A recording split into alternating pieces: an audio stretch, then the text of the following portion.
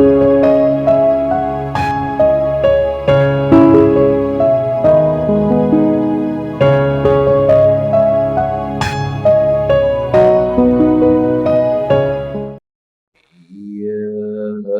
जगत सारा क्षणिक है और आत्मा एक नित्य है। आत्मा का अनुभव बस एकमात्र नित्य है। कहन राज को करन मन करो महान यह काज। आप्त ज्ञान की प्राप्ति है मंगलमय सुख सार। मंगलमय सुख सार।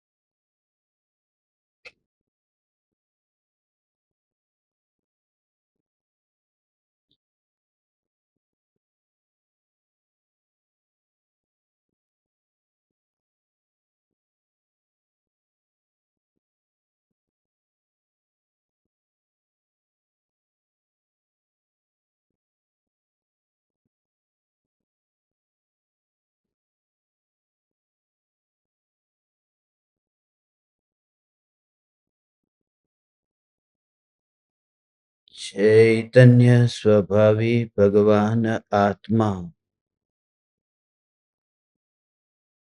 स्वयं ही चैतन्य समयसार है।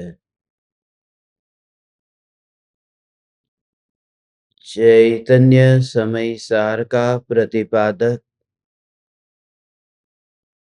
ग्रंथाधिराज समयसार भगवान आत्मा का नित्य और असंख्यात प्रदेशी एक रूप शुद्ध चैतन्य अस्तित्व को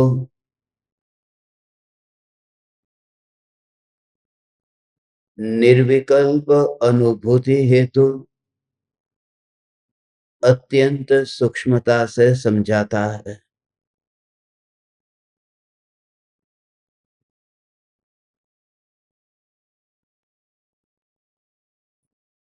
समय सार की 332 से 344 इन 13 गाथाओं में मुख्य रूप से सांख्य मत का निराकरण करते हुए आचार्य कुंद कुंद देव ने आत्मा को आत्मा की पर्याय का कर्ता सिद्ध किया।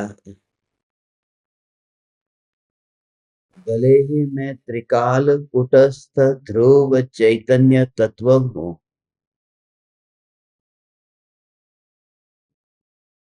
फिर भी वर्तमान अवस्था में मैं रागादि भावों का कर्ता हूं। जब भेद ज्ञान प्रकट होता है, तब ज्ञानी रागादि भावों का कर्ता नहीं रहता,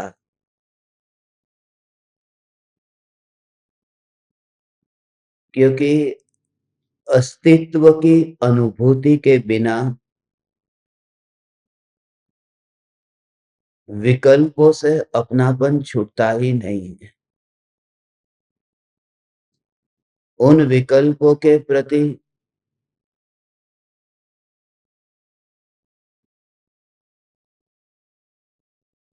किसी भी प्रकार की धारणा बांधे बिना ज्ञान स्वयं में व्यस्त होता है, ज्ञान स्वयं में स्थित होता है।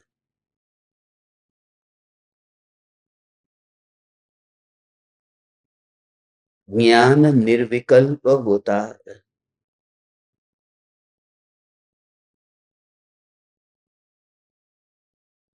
कल हमने संक्षिप्त में चर्चा की थी, नित्य और असंख्यात प्रदेशी भगवान आत्मा सदाकाल एक सा रहता है और अनुभूति में आत्मा के असंख्य प्रदेशों का विकल्प नहीं आता। इसलिए देह के आकार की और देह के जैसे आत्मा के आकार की, दोनों द्रव्यों के आकार की चिंता किए बिना, कर्तृत्व किए बिना मलिन पर्याय को दूर करने का प्रयास करना, बस यही साधक का कर्तव्य है। सुनार है वह सोने को आग में तपाता है। उसका मूल प्रयोजन सोने में जो मलिनता है उस मलिनता को जलाने का है। उस सोने को कोई आकार देने का नहीं है। यदि कोई स्त्री कपड़े पर साबुन लगाती है, ब्रश घुमाती है, तो उसका प्रयोजन ये नहीं है कि वहां उसे उस वस्त्र को आकार देना है, उसे मोड़ना है, ये प्रयोजन नहीं है। मगर जब उसी वस्त्र पर इस्त्री की जाएगी, प्रेस की जाए, उस समय प्रेस हाथ में लेकर के वही स्त्री मैल को दूर करने के लक्ष्य से प्रेस कपड़े पर नहीं घुमाती। उस समय का उसका लक्ष्य बदल गया है। उस समय का उसका लक्ष्य आकार देना है। तो कभी लक्ष्य था कि साबुन से मैं कपड़े को निर्मल करूं, स्वच्छ करूं, और यहां पर लक्ष्य है कि मैं कपड़े को आकार दूं। ये दोनों बातें अलग अलग है। तो भगवान आत्मा वर्तमान में किस आकार में है, इस पर जोर न देना। भगवान आत्मा वितरागी है या नहीं है, क्योंकि अनुभूति में आकार का अनुभव नहीं होता, अनुभूति में स्वभाव का अनुभव होता है। इस संबंध में पहले भी हमने बात की है, फिर भी अभी प्रकरण है इसलिए थोड़ा और स्पष्ट समझ लेते हैं। बर्फी का जो टुकड़ा है, जो 1 इंच लंबा चौड़ा ऐसा चौरस टुकड़ा है, उस टुकड़े का आकार है, मगर जब उस टुकड़े को अपने मुंह में रख करके चबाते हैं तो वह निराकार नहीं हो जाता। उसका कोई ना कोई आकार रहता है, टेढ़ा मेढ़ा जैसा आकार अंदर है चबाते समय। मगर उस समय ये मीठा है, ये भाव छूटता नहीं है, ये अनुभूति नहीं छूटती। भले जीभ पर हम उस बर्फी के टुकड़े को घुमाए, एक बार दो दांतों के बीच में रख करके उसे चबाया, फिर चबाया, फिर चबाया, चूरा चूरा हो गया, उसमें थुक भी मिल गया, फिर भी ये मैं थूक को नहीं, ये बर्फी का स्वाद ले रहा हूं। वो जो मीठेपन से बर्फी के स्वभाव को समझ करके वह जो स्वभाव का अनुभव होता है, ऐसा ही अनुभव भगवान आत्मा का होता है। आकार में किसी भी प्रकार का परिवर्तन किए बिना ज्ञानी स्वभाव पर जोर देता है।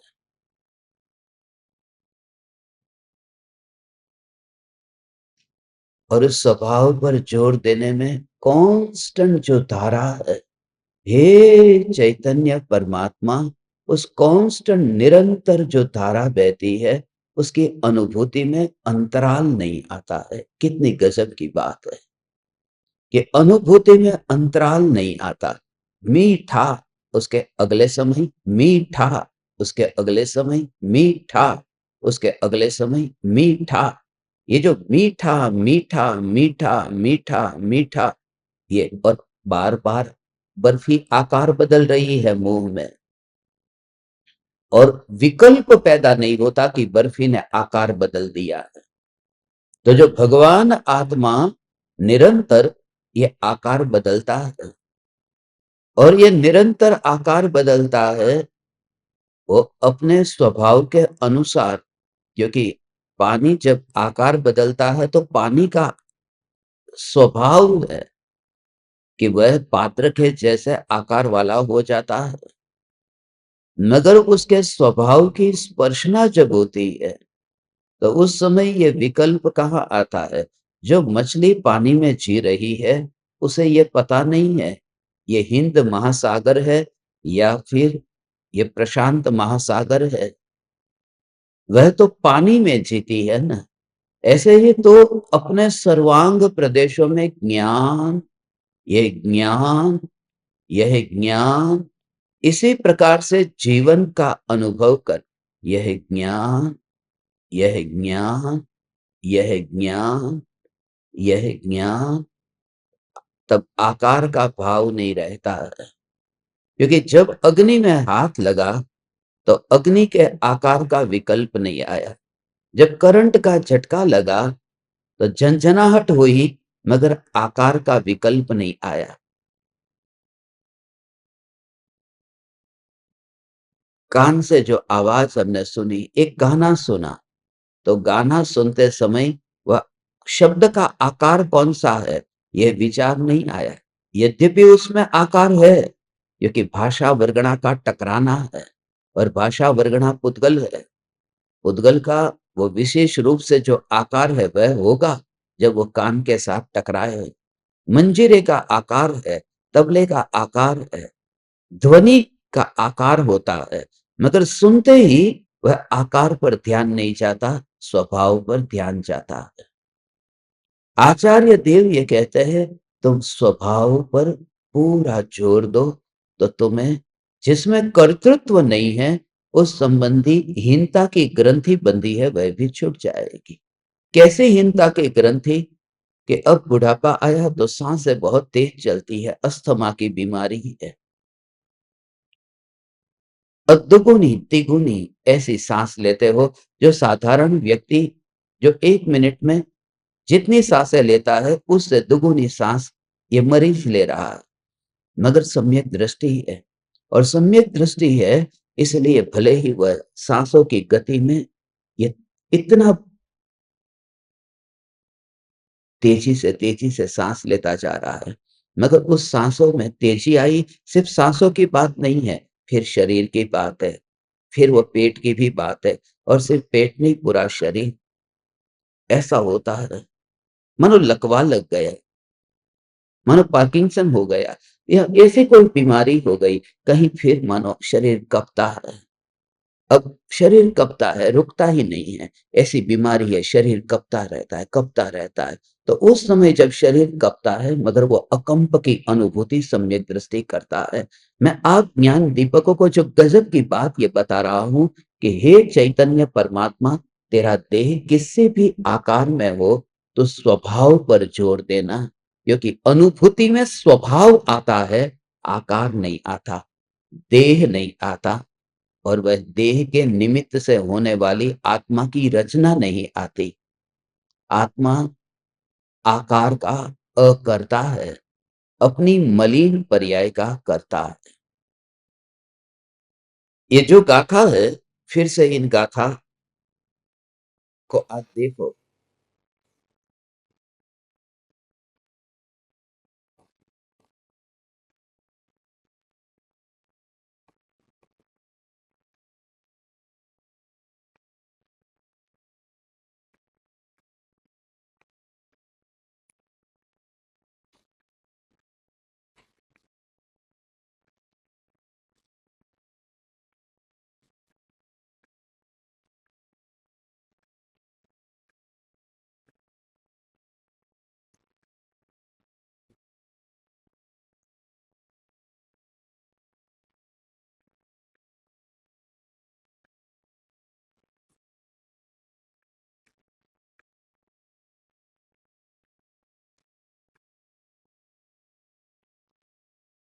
यदि अथवा यदि तुम यह मानते हो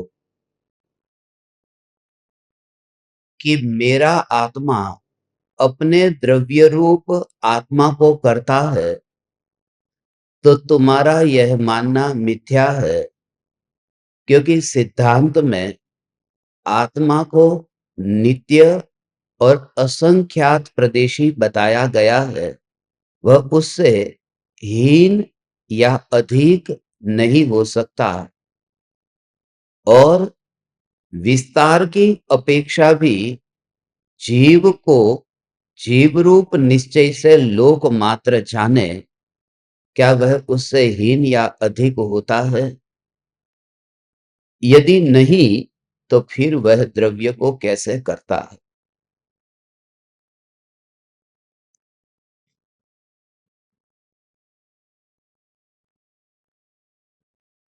वह द्रव्य को कैसे करता है? वैसे तो आत्मा असंख्य प्रदेशी है, देह प्रमाण है, मगर जब केवली समुद्घात होता है, तब आत्मा लोक प्रमाण होता है, आत्मा का विस्तार होता है। उसे समुद्घात कहते हैं। 7 प्रकार के समुद्घात होते हैं कि आत्मा मूल शरीर को छोड़े बिना जब शरीर में से बाहर निकलता है, तो उसका नाम समुद्घात है। और उसमें ये जो केवली समुद्घात है, आयुष्य कर्म में परिवर्तन नहीं होता उसकी स्थिति में।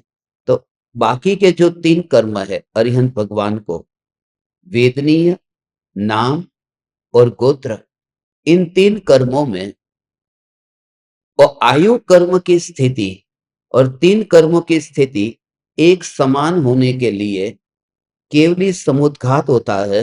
वो असंख्य प्रदेशी ही रहता है, मगर असंख्य प्रदेशों में भी लोक प्रमाण ऐसा विस्तार होता है, और अपने आप वह कर्म की जो स्थिति है, वह स्थिति उसमें घटती है। उसका कारण अभी नहीं बताना। अभी मुझे ये बताना है कि वह लोक के बाहर नहीं निकल जाता है। जो सिद्ध भगवान है वह लोक के अग्रभाग पर जाते हैं। आपने कभी ये विचार किया कि जो सिद्ध भगवान को जो सिरों के भाग से जो समानता है, वह समानता कैसी है? वह समानता कैसी है कि संसारियों की पैरों से और सिद्धों की सिरों से समानता है। वो ऊपर के भाग से समानता है। ऊपर क्यों नहीं जाता आत्मा? कि वहां पर धर्मास्तिकाई द्रव्य नहीं है जो गति करने में निमित्त बने उस लोक के अग्रभाग के ऊपर। इसलिए आत्मा अलोकाकाश में नहीं जाता, क्योंकि धर्मास्तिकाई द्रव्य निमित्त तो चाहिए ना ऊपर जाने के लिए। ऐसा नहीं है, ये बात झूठी है।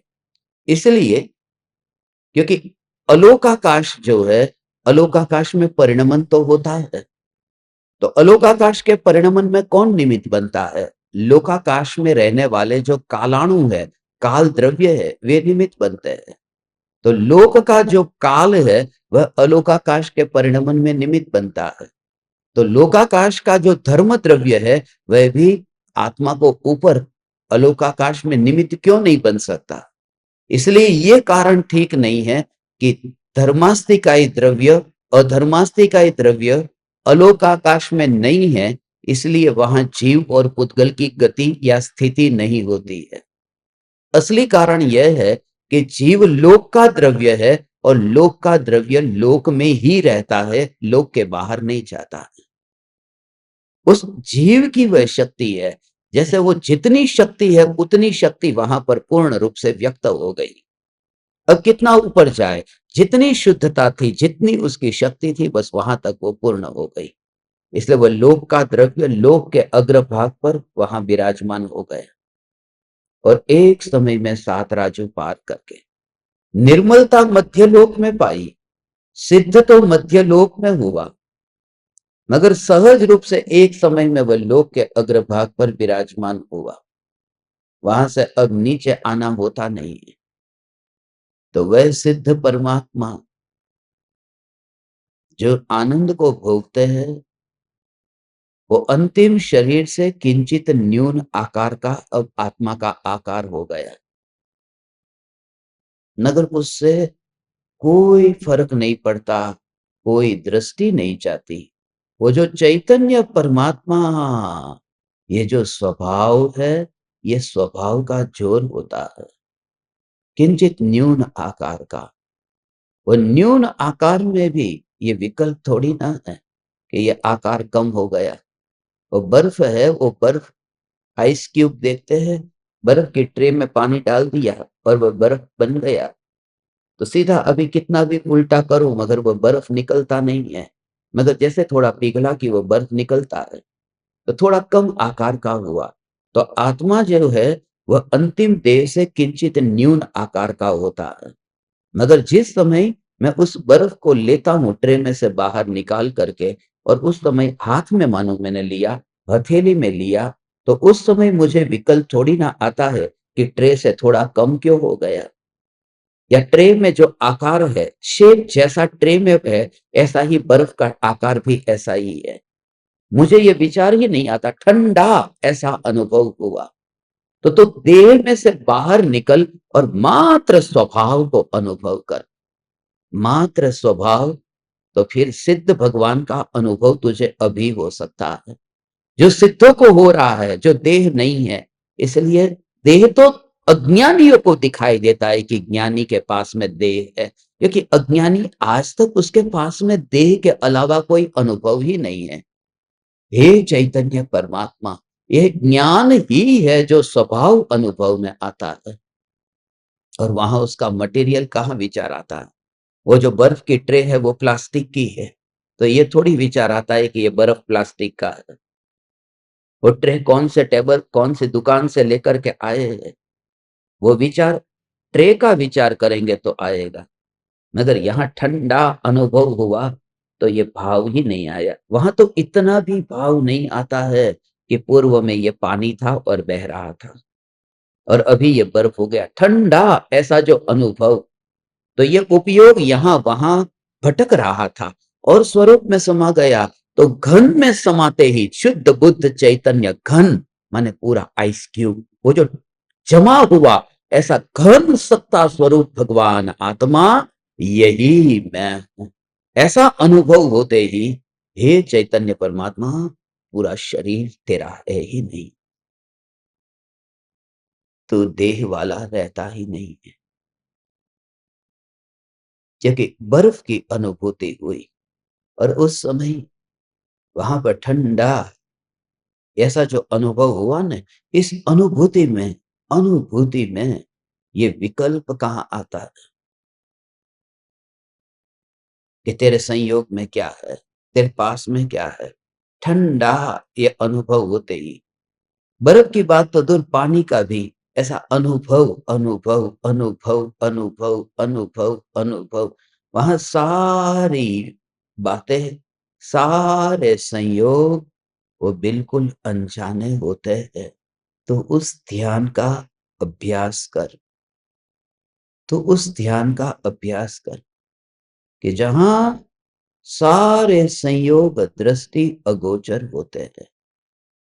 विचार नहीं आया, कहीं नाई की दुकान में बैठे हैं, देखो एक साथ में वह जब पानी लेकर के स्प्रे छोड़ता है ना, दाढ़ी बनाता है, चेहरे के ऊपर स्प्रे छोड़ता है, तो सीधा आंख को बंद कैसे कर देते हो।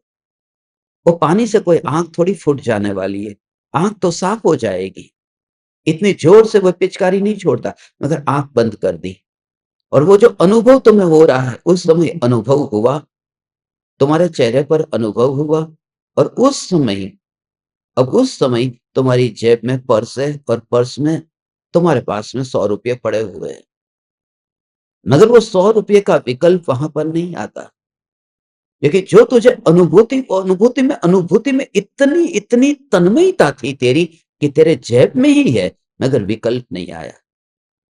जब तू बाथरूम में नहाने जाता है और अभी मानो गीजर नहीं है, हीटर नहीं है, मानो ठंडा ठंडा पानी है, और सर्दी के दिन में ये सुबह सुबह ठंडे पानी से नहाना होगा, तो पानी, सिर्फ विचार कर तू कि वह पानी जब तेरे शरीर को छूता है, उस समय तू लखपति है, करोड़पति है, अरबपति है, तेरे पास कितना धन है, कितने भाई है, बहन है, माँ बाप कौन है, कोई भाव नहीं आता। वह ठंडा ठंडा ठंडा ऐसा जो अनुभव है, तो ज्ञान की अनुभूति जब तुझे होती है, तो उस समय जैसे तुझे ये रिश्तेदार याद नहीं रहे, ऐसे ही ज्ञान ऐसी अनुभूति में तेरा चेहरा बीच में आएगा ही नहीं। उसी के लिए तो कनेक्शन जोड़ना है।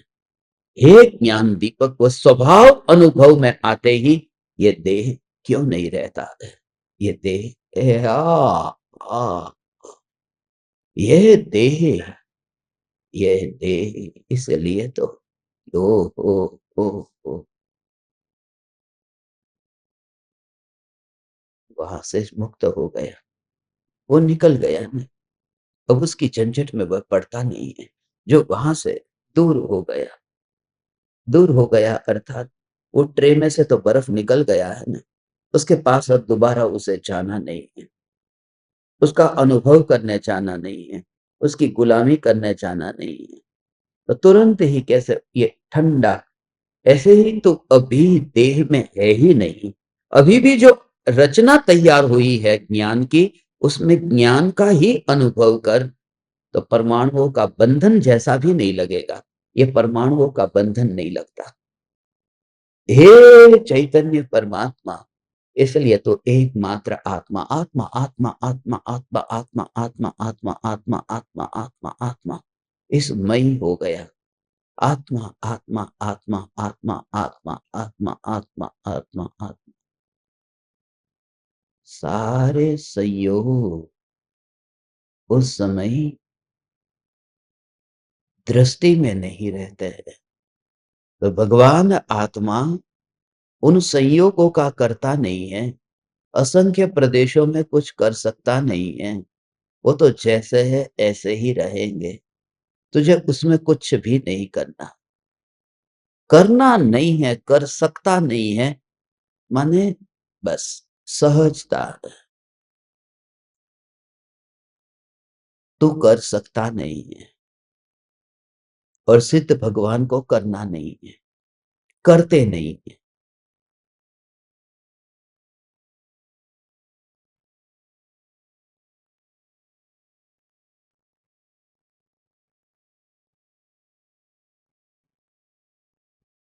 सिद्ध भगवान करते नहीं है और अज्ञानी कर सकता नहीं है। इसलिए क्योंकि सिद्ध भगवान, यहां पर अभी मैं दुखी हुआ तो सिद्ध भगवान कुछ करने के लिए आ नहीं सकते। सिद्ध भगवान, मैं दुख में हूं तो मुझे बचाने के लिए आ नहीं सकते। वो तो वहां पर विराजमान हुए, वो यहाँ आ नहीं सकते। ये वाक्य ठीक नहीं। सिद्ध भगवान सिद्ध शिला से यहाँ आ नहीं सकते ऐसा नहीं। सिद्ध भगवान सिद्ध शिला से यहाँ आते नहीं, क्योंकि आ सकते नहीं है उसमें यह है कि आना तो है मगर ताकत नहीं है, कमजोरी है।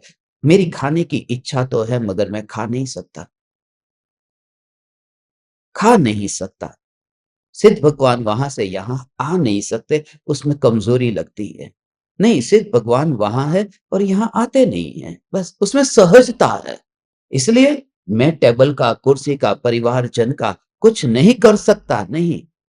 आत्मा जगत का करता नहीं है। इसलिए कृपालु देव ने कहा नहीं, बस थयो अकर्ता ध्याय। अब कर सकता नहीं है, नहीं, करता नहीं है।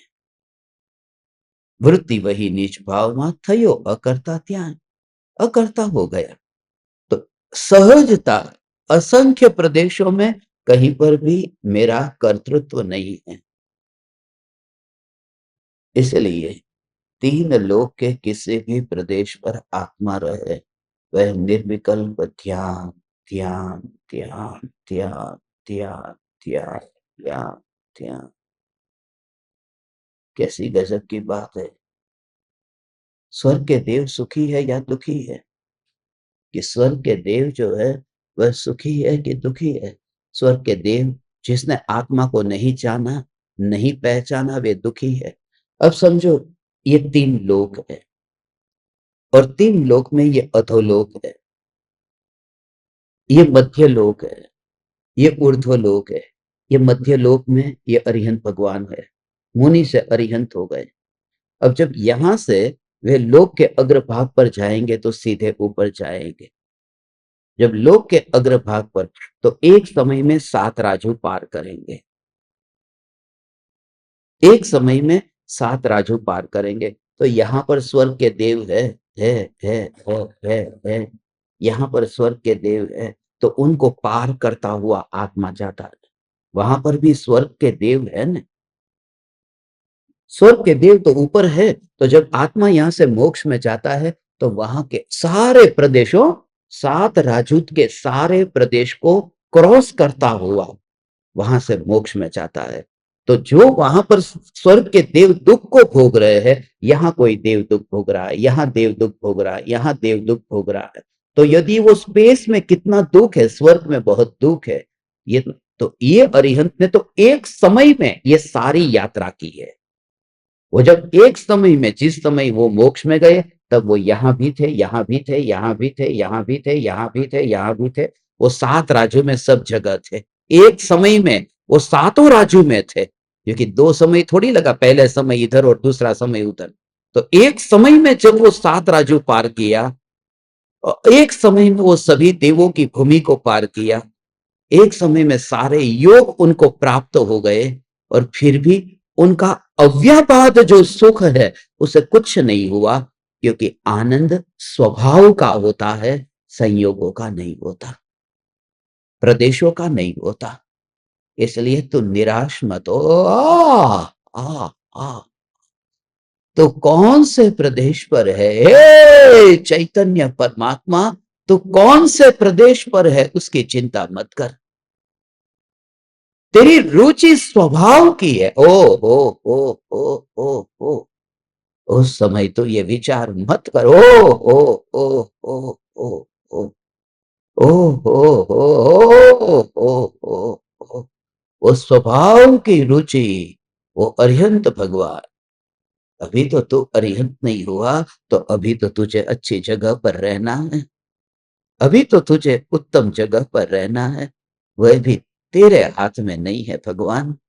तो जिस जगत में, जहां पर ओ जैसे प्रदेशों में तू रहता है, बहुत से ज्ञान दीपक है, घर से आना चाहते हैं, आ नहीं पाते। अभी पिछले महीने यहां से गए पर्यूषण में से, फिर अगले महीने आने वाले हैं, 1 महीने बाद पोन्नूर में।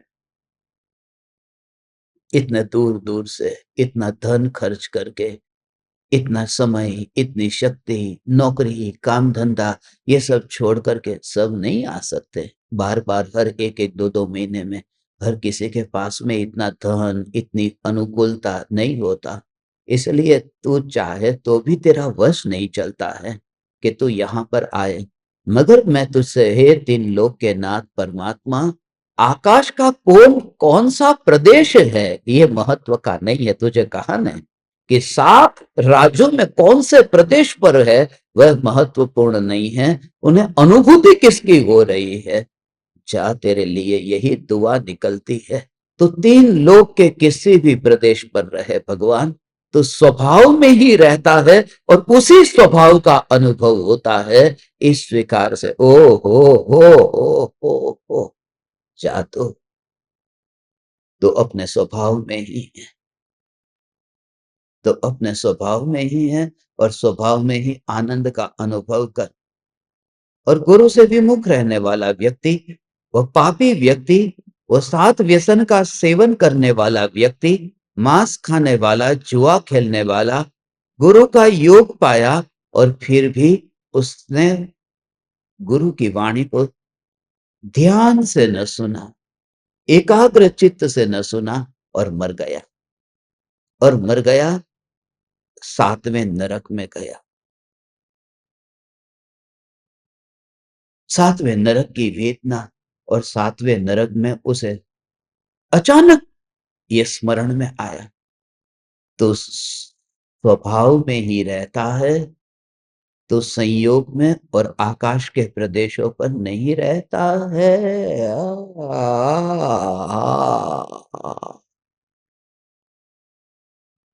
तो ज्ञान, ज्ञान, ज्ञान, ज्ञान, न्या न्या। तो यह बात उस नारकी को 7वें नरक में स्मरण में आती है, तो भगवान तत्वार्थ राजवार्तिक तो कहता है सम्यक दृष्टि जीव, वहां पर वो मिथ्या दृष्टि जो 7 व्यसन का सेवन करने वाला, वह 7वें नरक में जाकर के गुरु ने सिर्फ इतना कहा था कि तू अपने ही स्वभाव में रहता है, प्रदेशों पर नहीं रहता। ओ वह बात उसे स्मरण में आ गई। ओ और वहीं पर ही मार काट होती। वहां पर इतनी ठंड में ऐसी हालत, शरीर ऐसा पारे की तरह ही बैर बिखेर होता। ऐसी 33 सागरोपम वर्ष से पहले वो वहां से बाहर निकलने वाला नहीं है। ओ 33 सागरोपम वर्षों तक अब वो वहां से बाहर निकलने वाला नहीं है। उसका आयुष्य घटने वाला नहीं है। वहां पर आयुष्य में तो केवल ही नहीं परिवर्तन कर सकते आयु कर्म में, वो 7वें नरक का नारकी क्या करेगा। तो उस समय वो स्वभाव का अवलंबन लेता है, और स्वभाव का अवलंबन लेते ही वो 7वें नरक का नारकी नहीं होता, वो 14 राजू दूर जो सिद्ध परमात्मा, ऐसा ओ ऐसा समझ करके, ऐसा ये सिद्ध परमात्मा जो 14 राज प्रमाण लोक है ना, उसमें सर्वोच्च शिखर पर उन सिद्धों को वहां से उतार करके अपनी श्रद्धा में बिठा देता है। और यहाँ पर कट टुकड़े हो रहे हैं, यहाँ पर शरीर में टुकड़े हो रहे हैं, यहाँ शरीर नपुंसक का है, यहाँ शरीर ऐसा ठंड में बर्फ में ऐसा हो गया, मेरु समान लोह गली जाय, ऐसी शीत उष्णता था। इसलिए हे चैतन्य परमात्मा, स्वभाव पर तो छोड़ दे, स्वभाव ही अनुभव में आता है, प्रदेशों में तेरा कर्तृत्व नहीं है। वो 7वें नरक का नारकी। इसलिए इसलिए हे ज्ञान दीपक, अब कहाँ ये चिंता रही। अब तो जहां रहे वहां कृपालु देव गुरुदेव की करुणा सदा अपने साथ में। ऐसा जानकर, ऐसे अहोभाव से भरकर हीनता मत लाना। कहां पर ओ ओ ओ क्या करेगा तू। कल मैंने ज्ञान दीपकों को एक वीडियो दिखाया था, पब्लिक में भेजूंगा तो विवाद हो जाएगा। बियर शॉप का वीडियो था, दारू की दुकान थी, पीछे लोग दारू पी रहे थे, मैं उसके पास में ही बैठा था और खाना खा रहा था। मेरा खाना खा रहा था मैं। उड़ीसा का वीडियो जानबूझ करके बनाया। बियर शॉप है, बाहर गए थे, रात हो गई, होने ही वाली थी, तो सूर्यास्त से पहले खाना लेके निकले थे, कोई जगह मिल नहीं रही थी, तो बैठ गए, वहां पर बैठ गए।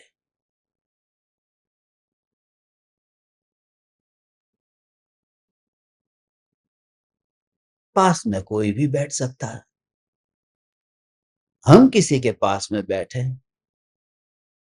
ये वीडियो मैंने कुछ ज्ञान दीपकों को दिखाया कि देखो ऐसा है।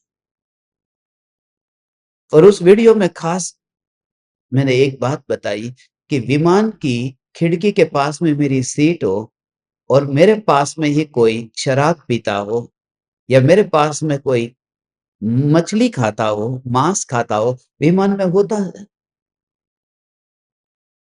अब एशिया के जो विमान हैं, उसमें तो ऑप्शन भी देते हैं, या फिर अमेरिका, यूरोप की जो इतनी लंबी इंटरनेशनल फ्लाइट होती है, उसमें तो विकल्प भी होता है कि आपको वेजिटेरियन या नॉन वेजिटेरियन कैसा भोजन चाहिए, विगन चाहिए, सब सुविधा होगी। कहीं-कहीं जैन भोजन भी विमान में देते हैं। मगर अफ्रीका के देशों में तो कहीं पर भी ये विकल्प ही नहीं है। वो विकल्प देते हैं, चिकन खाना है या फिश खानी है, 2 में से 1 बताओ। अब मैं सीट पर बैठा हूँ और मेरे पास में ही वो लोग खा रहे। और मैं तुमसे एक बात और बता दूं, गुरुदेव जब नाइरोबी गए थे, तब नाइरोबी जाते समय पूरा विमान वो वेजिटेरियन नहीं था। वो खाना परोसने वाले, वहां माहौल ऐसा ही होगा। इंटरनेशनल फ्लाइट में वहां पर शराब दी जाती है, वहां शराब भी होगी, मांस भी होगा, सब होगा। मैं तुझसे ये कहता हूं, तू खिड़की से कूद करके नीचे गिर नहीं सकता। जब परिस्थिति तेरी ऐसी आए, तो तू स्वभाव का आश्रय ले सकता है, संयोगों में कुछ भी नहीं कर सकता। इसलिए तू चिंता मत कर। तो कहीं पर भी है, अब तो कहीं पर भी है। कोई ऐसे ज्ञान दीपक है जो अभी अमेरिका में है, तो आ नहीं सकते। वो समाधि प्रज्ञा साधना में जुड़ नहीं सकते। आज उनका जन्मदिन है। अभी मैंने अलग से समाधि प्रज्ञा का सेशन रखा है। उस सेशन में और कोई नहीं बैठेगा, सिर्फ मैं और वह ज्ञान दीपक है। मगर डाई करनी ही पड़ती है, नहीं तो घर में विवाद हो, झगड़ा इतना हो, और वो झंझट में पड़ना नहीं है। नहीं तो जो अभी कम से कम छुपी तरह से भी सुनने को मिलता है, वह भी छूट जाएगा। तो उनके वश में नहीं है कहाँ रहना, किस स्थिति में रहना, किन के पास में रहना, मगर स्वभाव की अनुभूति मेरे हाथ में है।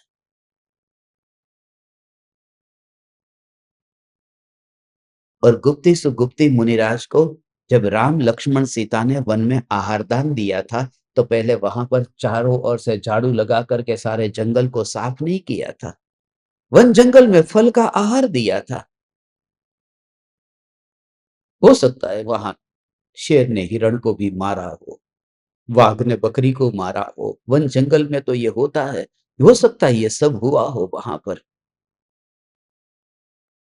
हे चैतन्य परमात्मा, ये जागृति कि संयोग में परिवर्तन ये मेरे हाथ में नहीं है, क्योंकि आत्मा अपने परिणामों का करता है, संयोगों का नहीं, प्रभावों का करता है, प्रदेशों का करता नहीं है। ये बात है।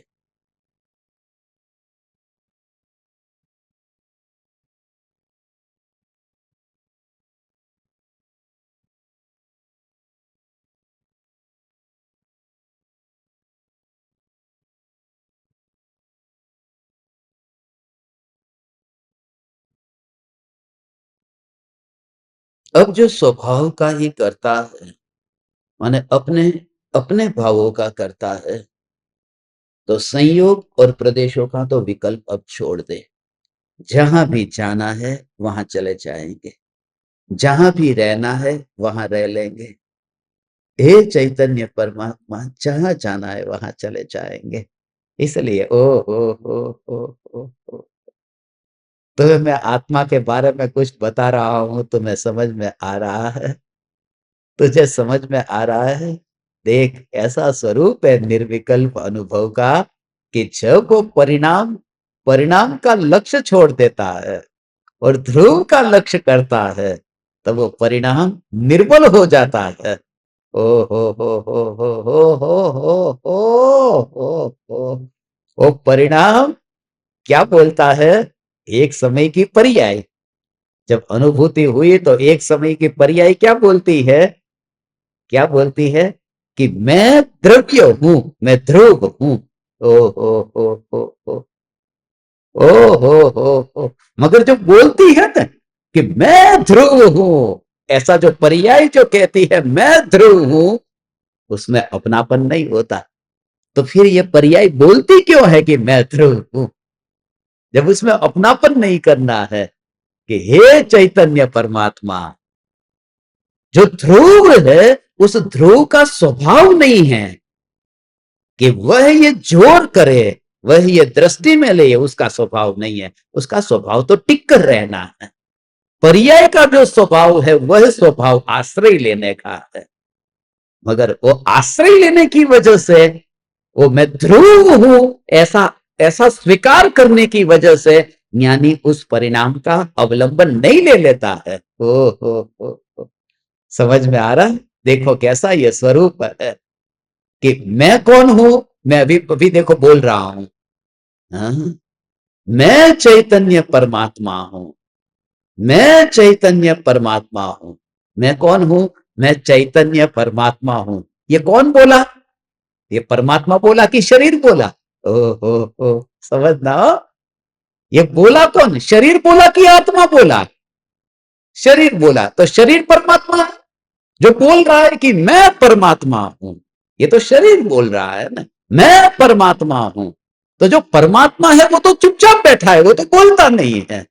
और जो परमात्मा नहीं है वो ये बोलता है कि मैं परमात्मा हूं। ये शरीर, ये जीभ, ये होठ, ये तालु, ये कंठ, ओहो, और ऐसी वाणी सुनकर जीव पा लेता है। ये तो झूठा हुआ ना।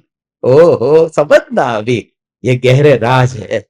तुम सुन रहे हो ना सब, ये आज्ञाकारी ज्ञान दीपक।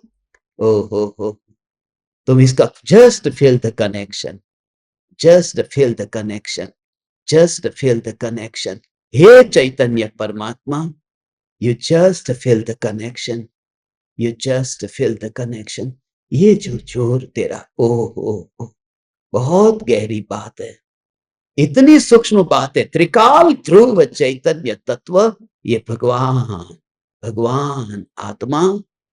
जो शरीर है वो शरीर तो कुछ जानता ही नहीं है। शरीर आत्मा नहीं है, मगर शरीर आत्मा नहीं होने पर भी शरीर ये कहता है कि मैं आत्मा हूं, मैं आत्मा हूं। शरीर तो कुछ जानता नहीं। ऐसे ही जो पर्याय ये कहती है कि मैं ध्रुव हूं, तो जैसे ये शरीर आत्मा नहीं है, मगर शरीर क्या बोला? मैं आत्मा, मैं भगवान आत्मा हूं। ऐसे ही वो पर्याय बोलती है कि मैं ध्रुव चैतन्य हूं। ये बोलती है, वो पर्याय बोलती है। ओ हो हो, ओ हो। मगर जैसे ये ज्ञानी का शरीर भी बोलेगा कि मैं भगवान आत्मा हूं, उस समय ज्ञानी को शरीर में अपनापन है नहीं। बोलता तो शरीर है ना, मैं भगवान आत्मा हूं, मगर शरीर में अपनापन नहीं है। ऐसे ही जो पर्याय स्वीकार करती है कि मैं ध्रुव हूं, मगर उस पर्याय में ज्ञानी का अपनापन नहीं होता है। स्वीकार करती है पर्याय, मगर पर्याय में अपनापन नहीं होता है। कितनी गजब की बात है। हे चैतन्य परमात्मा, हे ज्ञान दीपक, हे धर्म शिष्य, you just feel the connection, you just feel the connection. Connection माने पर्याय पर नहीं बैठा है तू, तो पर्याय पर नहीं बैठा, पर्याय में कार्य तेरा हो गया। ओ हो, ये वाणी जो बोल रहा हूं, ये जिनवाणी है ना, ये तो सच्ची वाणी है ना। साची तो गंगा ये वीतराग वाणी। ये वाणी साची है कि झूठी है? ये कि वाणी तो बोलती है कि मैं चैतन्य हूं, पर तू तो जड़ है। ये तो झूठ बोलने वाली वाणी है। ओ हो, ये वाणी तो झूठ बोलती है ना। मगर वह वाणी क्यों बोलती है? कि वह वाणी कहती है, हो, कि जिसकी ओर से मैं केस लड़ रही हूं वो बोल नहीं सकता है, इसके लिए उसके बदले में मैं बोल रहा हूं। जिसकी ओर से मैं केस लड़ रहे हो ना, ये वाणी कहती है। ऐसे ही पर्याय कहती है कि जिसकी ओर से मैं लड़ रही हूं वो ध्रुव बोल नहीं सकता, इसलिए मैं ध्रुव की ओर से बोल रही हूं कि मैं ध्रुव चैतन्य हूं। ओ, मैं ध्रुव चैतन्य हूं। ऐसी वो पर्याय बोलती है कि मैं ध्रुव चैतन्य हूं। हो। मगर हो, ऐसा ए अहो भाव उसका। हो, बस जीत गया तो मुक्त हो गया, हार गया तो बंधन में रह गया। जब कोई व्यक्ति कोर्ट में केस हार जाए तो उसका वकील जो है उसको जेल होती है कि जिसका केस लड़ा था वो जेल में जाएगा ना, वकील क्यों जेल में जाएगा? वो तो उसकी ओर से लड़ रहा था। इसलिए ये वाणी जो है वो वाणी तो भगवान आत्मा की ओर से बोलती है, इसलिए वाणी का न संसार है न मोक्ष है। वो तो ध्रुव का, ये जो भगवान आत्मा, हाँ, ये पूरा सीक्रेट आ गया भगवान। पूरा सार आ गया ये। आज जो ये सत्संग में पूरा सार आ गया। त्रिकाल ध्रुव चैतन्य परमात्मा, यह भगवान आत्मा। ओ हो।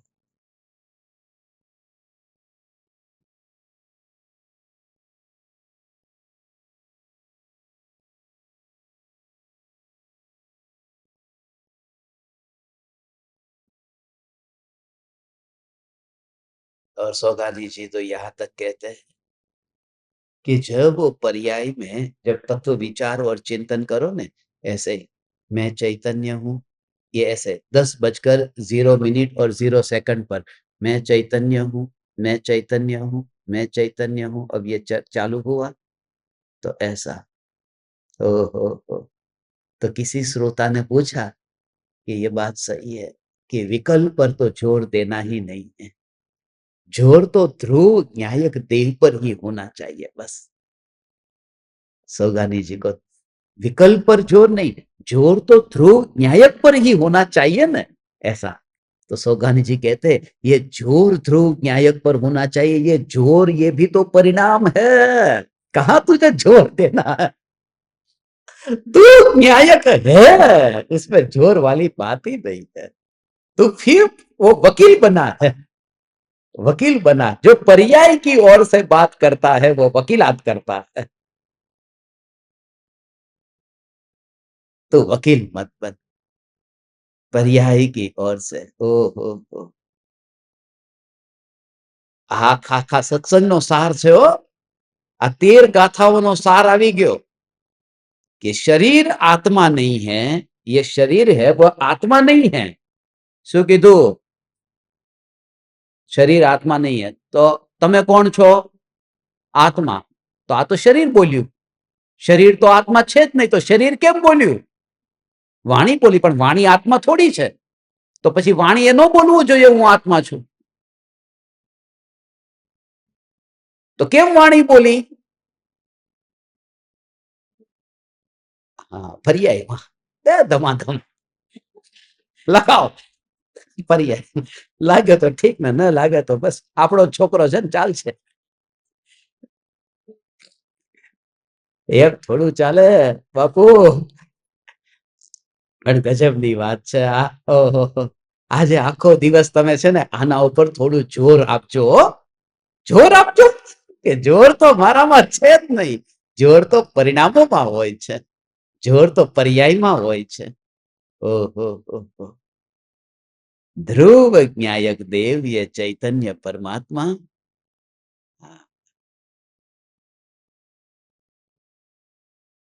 ध्रुव ध्रुव ध्रुव ध्रुव ध्रुव ध्रुव ध्रुव ध्रुव, मैं ध्रुव हूं, मैं चैतन्य हूं, मैं चैतन्य हूं। ओ।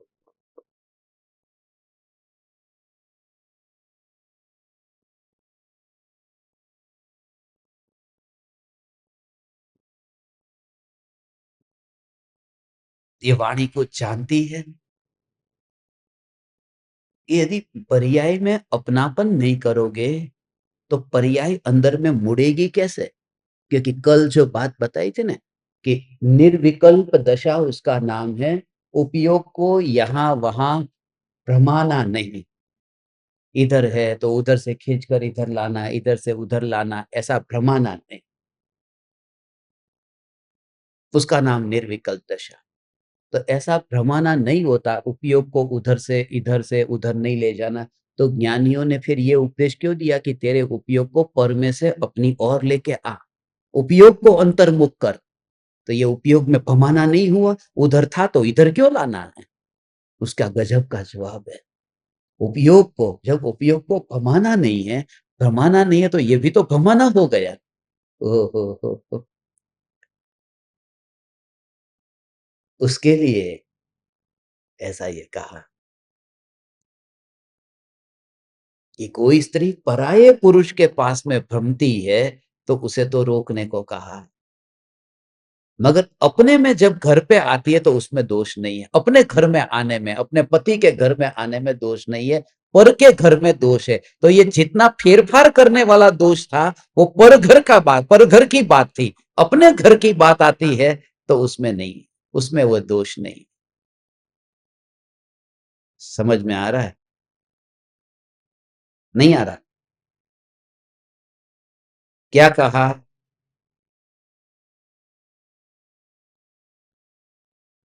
उपयोग जब भगवान आत्मा में अपने में आता है तो उसकी बात नहीं है, उसमें तो पुरुषार्थ पूरा करना है, अपने घर की बात है।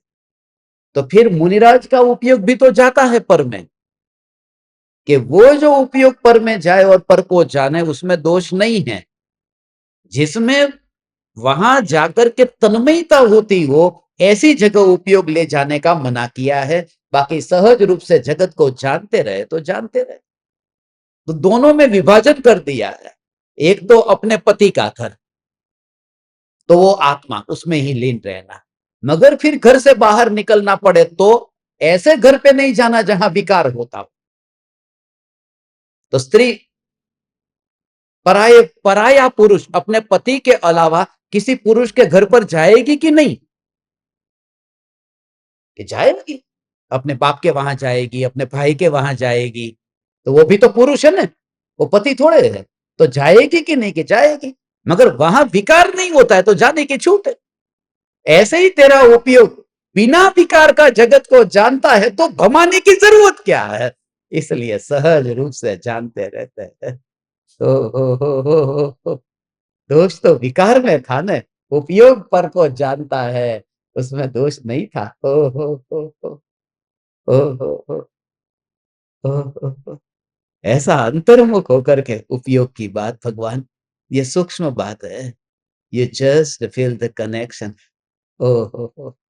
आप सब दूर दूर से पधारे हैं, पूरा पूरा लाभ लेना भगवान। अभी तो रहस्य राज आपके सामने बैठ करके ये भाव आते हैं। ओह!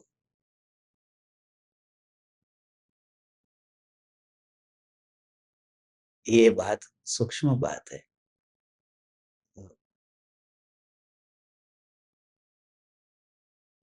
अपने माँ-बाप के घर में जाने की छूट है।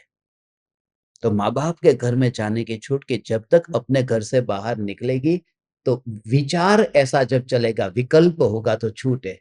तो वो कैसे विकल्प? तो उसके लिए कहा 7 तत्व का विचार कर, गुण स्थान का विचार कर, मार्गणा स्थान का विचार कर। ये सब विकल्प की छूट है, क्योंकि वह वो अपने घर में यहाँ पहुँचाने वाले हैं। वो बाप ने तेरे को इस घर में पहुँचाया है, इसलिए 7 तत्व का विचार, वो विकल्प, उसकी छूट है, चल।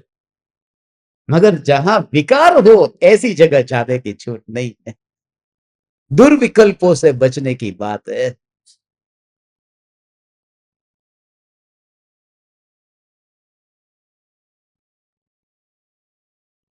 चलो, आप सभी का हार्दिक स्वागत है, और जो वहां बैठे हैं उनका भी हार्दिक स्वागत है। जल्दी जल्दी भगवान पधारो।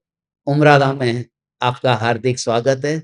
Just feel the connection, come closer, closer and closer, go deeper, deeper and deeper. Chaitanya समय सार, चैतन्य समय सार, चैतन्य समय सार।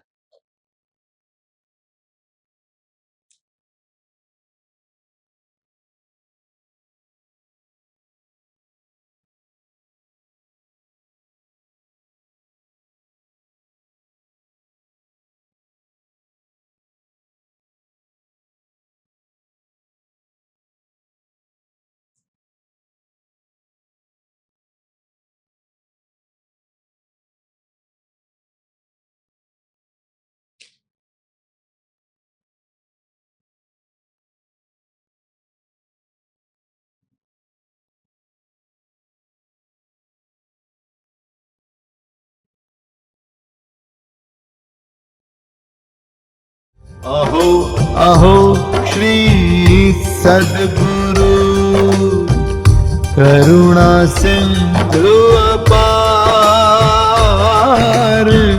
इस पामर पर प्रभु किया आहो आहो उपकार, आहो आहो नमस्कार। देह सहित जिनकी दशा वरते देहातीत, उन ज्ञानी के चरण में हो वंदन अगणित, हो वंदन अगणित।